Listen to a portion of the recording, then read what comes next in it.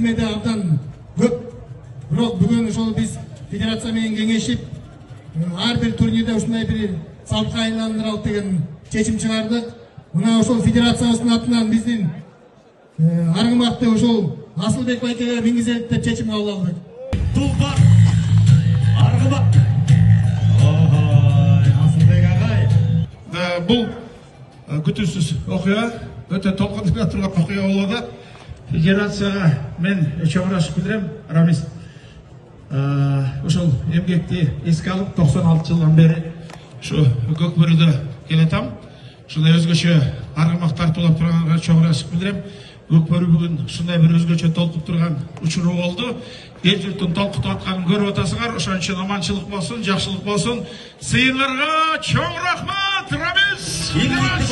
Ушундай асыл адамдар турса, кантип картаясың?